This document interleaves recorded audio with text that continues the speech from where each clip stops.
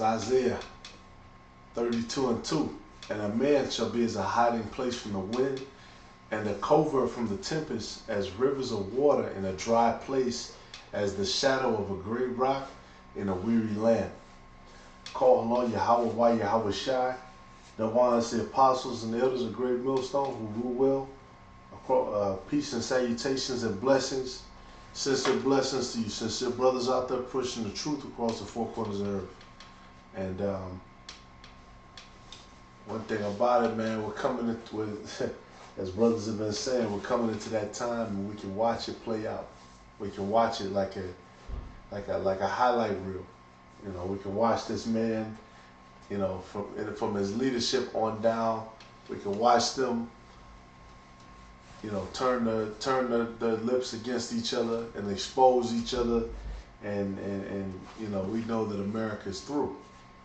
All right, but even though we can see it circling the drain, Esau is still in his blessing. He's still in his power seat that he's been given by the Most High, and you know, his wicked rule and authority is still in play. And one thing about it, you know, one thing that he has set up is these damn women to rule over us, which has brought, you know, complete lawlessness and chaos. You know, of course, you know, they have lawlessness, a bit of chaos in their society too. But these Edomites, they check that shit, you know, because they have power. When you go into, you know, our nations, the so-called Latinos, so-called Native Americans, so-called black people, when you look at our relationships and all of the stuff, you know, when dealing with our women, and me and a brother were just talking about this. You're like a second-hand, you know, animal kind of, sort of. You know what I'm saying? These women, they can go online, they can go to these different websites and shit, and they could just have men at their beck and call, and it's completely out of order. You know, and that's something that none of these women wants to admit. That they're out of order, and they know that they're out of order because they want to be corrected. Hey, and a real man is gonna call it out. All right, because the scriptures tells us what a woman shall compass a man. This man has put women over us, and everywhere you see crime, you see our people destroyed, you see chaos, you're gonna see like a lot of single women who are getting a check from a man for their fucking survival and acting like their shit don't stink. And that's kind of a huge underlying current with the Israelites, you know, so-called blacks, Native Americans, Latino people. That kind of bullshit. Even an Edomite admitted that to me. He said, man, you know, we were talking about, you know, how women get all this free money from the government, and you know, a lot of women, they don't even have to work, and they can still make a lot of money. And he said, you know why they do that? Because these women, you know, these women vote, and they're comfortable with how things are run. You know, it's not like men, where men want to change things. You know, men band together and do certain things. No, these women are comfortable with the goodies. They're comfortable with, you know, all these weirdos in office. They're comfortable with that shit. You know, they're comfortable with letting Esau do all kind of sneaky shit in the dark. You know, with the Jeffrey Epstein case and stuff. You know, they tried to say that they knew about it for 3 years, but nobody said anything. Why? Because those people were told, look, you know, this isn't something that's your business. You know, they put a blackout on the information, and boom, now here we are. Why? Because it was covered up. All right, because we're the only nations on this planet that are ruled by fucking women. While leadership is you see women and more women, and it's an embarrassment. And this scripture is basically telling you, in this time that's going to come of destruction, a man shall be as a hiding place from the wind and a covert from the tempest. And that's exactly what's going to happen. What's about to happen. It's going to be You got to get down or lay down. And these women are gonna be choosing up left and right. All right, but this ain't a lesson on women, but that's just a fact, man. That's all you see. You know, when you leave the house, you go to the store, you just see a lot of out of order ass women, a lot of chaos. You know, a lot of people with spirits on them. And the time is coming where the Lord is gonna. And what did he say? He's gonna make a man like gold. Basically, I think it says the gold wedge of Ophir, but he's gonna make a man like gold. You know, especially a man of understanding. Let me see, jumping down, to verse 9. Rise up, ye women that are at ease, hear my voice, ye careless daughters, give ear unto my speech. And that's something that brothers are doing, man. We're riding, you know, for certain women, because we know not all of them are gonna get it. That's just how it works. Certain women to rise up, you know, to we're trying to give you a warning. Look, this is what the scripture says. This is what prophecy says. Even though most women, they ain't gonna try to listen. They're just not. It said, many days and years shall ye be troubled, ye careless women, for the vintage shall fail, the gathering shall not come. Yeah, and one thing about the vintage, let's see that word there for vintage. I see that word there is bataza yar. Bataza yar. Because these women are careless, man. They get all this aid, they get all this stuff. You know, they're starting to get these jobs, they're starting to bitch and moan their way into better places. I'm starting to see more women truck drivers. And then you work with them, and you know, they can't really do the job. There's a bunch of men supporting and holding them up and keeping them in that position. Right? But Taza, you are vintage. Yeah, I guess I guess blue letters say it's self-explanatory. Vintage, which a vintage could be grapes, but a vintage could be, you know, a whole bunch of plants. We know that this is talking about the crops, all right? Because one of the things that made Egypt great was Joseph, you know, translating Pharaoh's dream into the fact that Egypt had to, you know, stash that corn. And one of the things that makes America so sturdy is we found different ways to can and preserve food. So when you're in the jam or you're on the move or something, you know, you have that as a resource. And America has a huge area, you know, in the middle, you know, because on the coast, that's where the majority of people live at. That's where the greater population densities are, near the coast. But then near the heartland, you got a whole bunch of farmland. You got a whole bunch of farms. And that's a whole, you know, $1 trillion business. All right, and let's see, we'll start. I'm gonna just jump in and make this quick. We're not gonna spend too long on it because we know what's gonna happen. These Edomites are going down.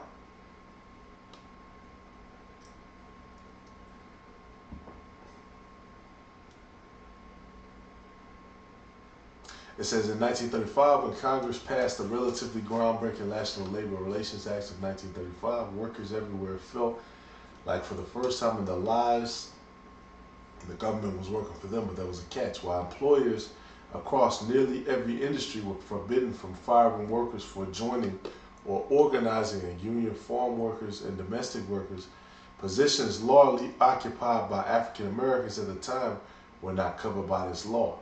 3 years later, with the passing of the Fair Labor Standards Act, farm workers were again denied the promise of a minimum wage and overtime pay. Exactly, and they did that to keep us out.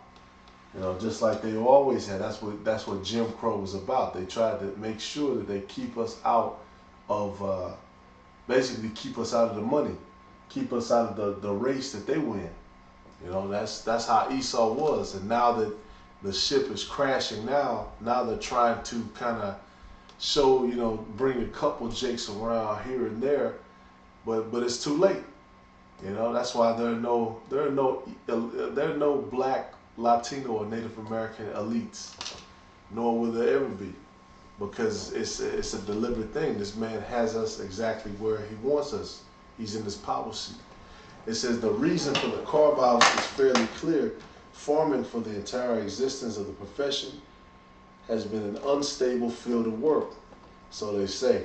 Some of these farmers, though, you know, they got these $100,000 John Deere tractors. A lot of these farmers, they only work for a few months out the year, and then they go to their, you know, their summer home in Florida or some shit. So that's not necessarily true. With so many external factors affecting the potential cash in come harvesting time, the government sought to protect the mostly white farm owners, protecting field workers second, if at all.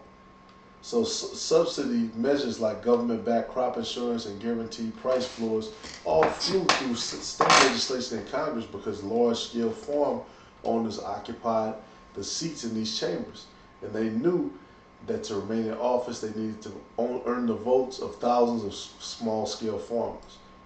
And that's another thing too, man. Money influences law in this country. Another reason why it's corrupt to the bone. As the century progressed and the 1980s arrived, a realization was washing over farmers, economics, and politicians. Farming, as it had existed for the last 50 years, was on the way out, with more Americans attending universities and technical colleges and leaving the homestead. Fewer were choosing a life in the fields. Yet with the population still growing and the human species not yet mastering photosynthesis, the federal government was faced with the question of how to keep American farms afloat. Rather than help farms offer an adequate increase in wages and working conditions, the government instead passed policies to help outsource field works to foreign laborers who might be happy to pocket any money at all. Exactly.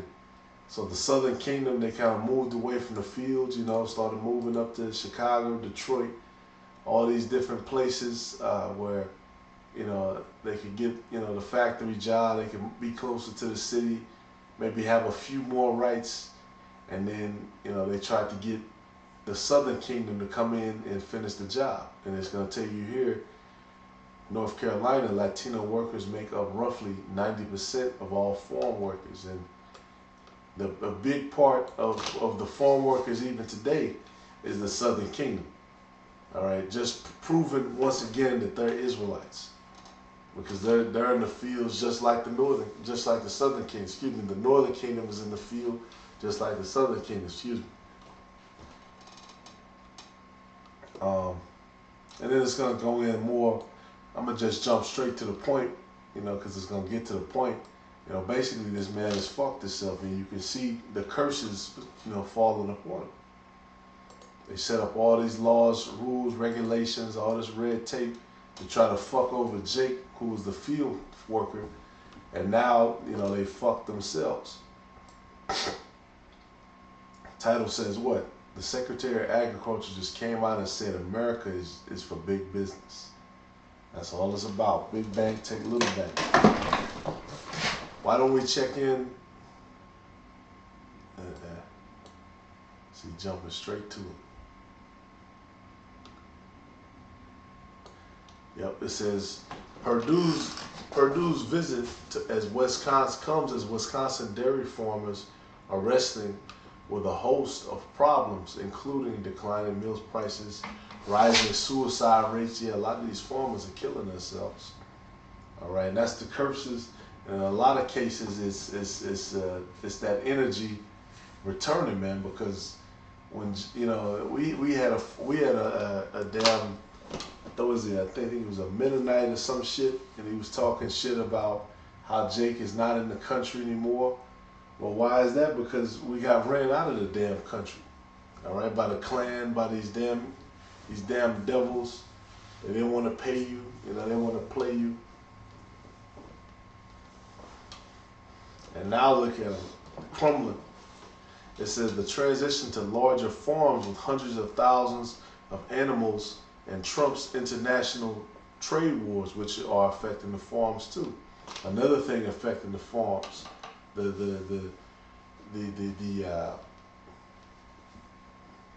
The Lord is mingling in a lot of sickness. I think today they were talking about, I think it was 5 million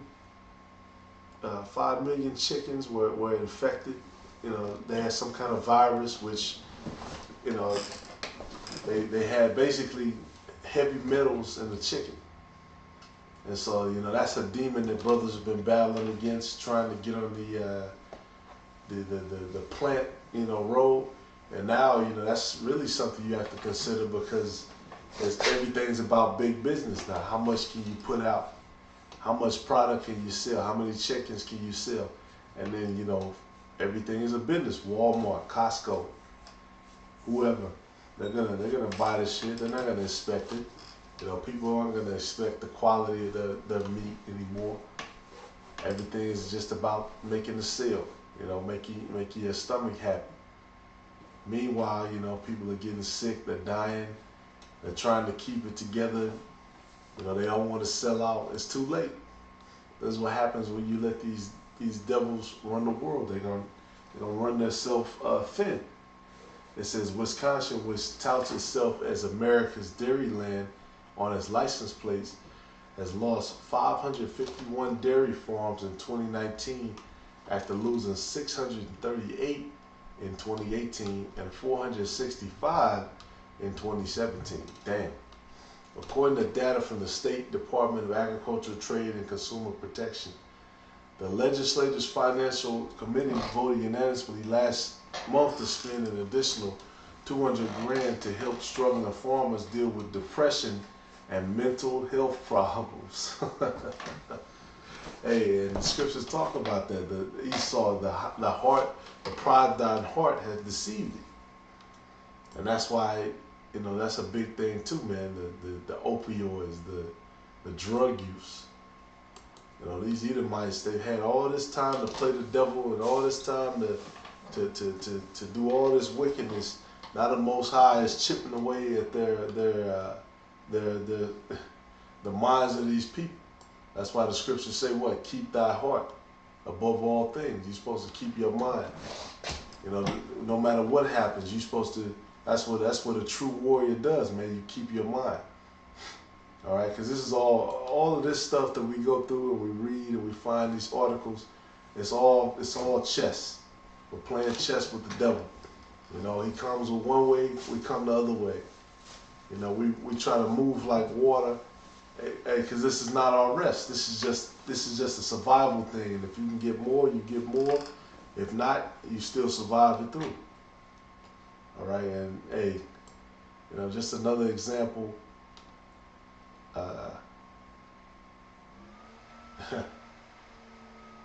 know, we ain't in Kansas anymore.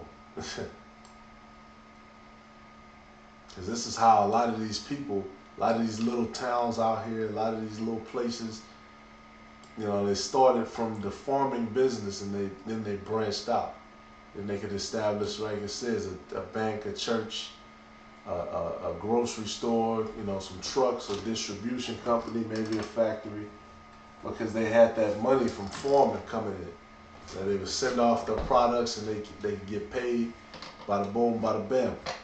You know, now it's not like that anymore. What did he say it was? He said Norman Rockwell's America. Matter of fact, that might be the thumbnail. Since then, the town lost nearly half its population, most of those foundational business. Hayden said, eroded away and took the community's core of civic leaders with them. Right.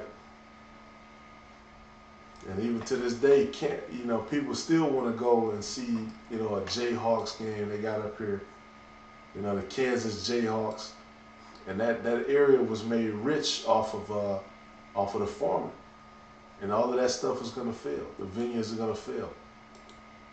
You know, the government is gonna fail. Everything about this place is gonna fail. So hey, call Allah Yahweh Yahweh Shai. You know, we're seeing the cracks. We're seeing the writing on the wall, so to speak, for this man in this kingdom. You know, we're going to continue to watch. We're going to continue to pray for the downfall of this devil and for us to receive that salvation. You know, shalom to the elect, and may brothers continue to fight. Shalom.